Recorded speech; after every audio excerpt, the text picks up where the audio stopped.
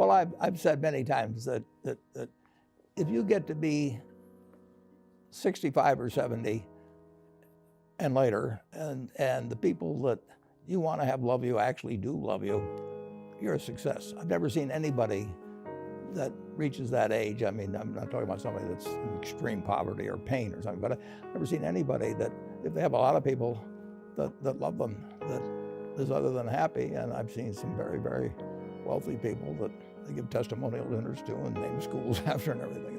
Nobody loves them. You know. Their own kids would say, he's in the attic, you know. Okay. Well, by far the best investment you can make is in yourself. I mean, for example, communication skills. I tell the students that come that they're going to graduate schools and business, and they're learning all these complicated formulas and all that. If they just learn to communicate better, both in writing and in person, they increase their value at least 50%. And, if you can't communicate, somebody says, you know, it's like winking at a girl in the dark. Nothing happens, you know, basically. And you have to be able to get forth your ideas, and that's relatively easy. I did it myself with the Dale Carnegie course. Some people wish I'd taken a shorter course now in terms of my talking later on, but it's just hugely important. And if you invest in yourself, nobody can take it away from you.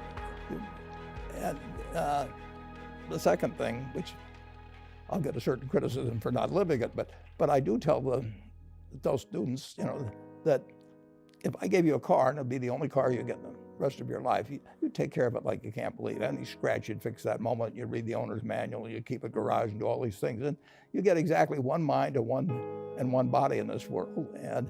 And you can't start taking care of it when you're 50. By that time, you'll have rusted out if you haven't done anything. So you should really make sure that you just remember that you've just got one mind and body to get through life with and to do the most with it. Well, the most important thing,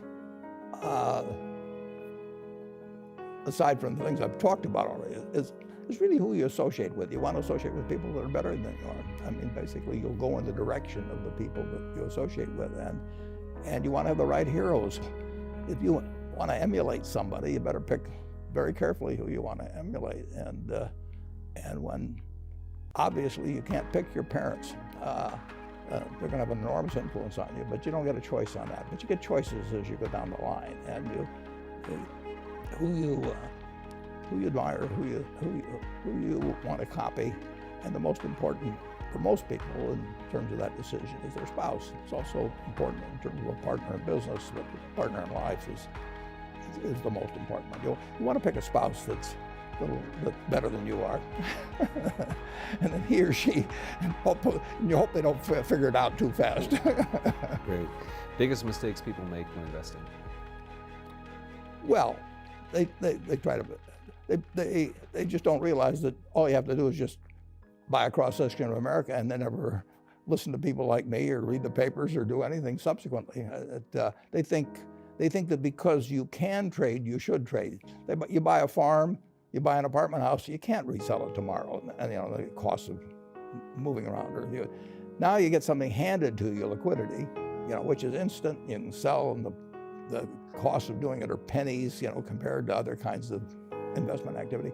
So because they can so easily move around, they do move around, and moving around is not smart in investing. Cool morning routine regarding what you have for breakfast and how prosperous you feel. What is that? Well, I now actually send somebody over to McDonald's, usually to get me something.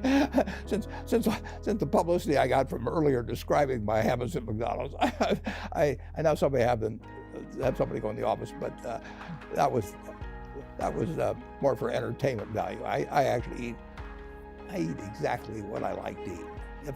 If I liked it on my 6th birthday, at my 6th birthday party when we had hot dogs and hamburgers and Coke and ice cream with chocolate, I still like it. And I don't care about anything subsequently. I discovered it all by the time I was 6. If somebody offered me a deal when I was 20 and said, you're going to live 1 year longer, you know, instead of living to 88, you'll live to 89 or whatever it may be, if you eat nothing but broccoli and Brussels sprouts and onions and all these things, you know, I just said, I'll, you know, take the last year off. It probably won't be that good anyway, you know. I mean, so I I eat what I like to eat. I'm not venturesome in that area.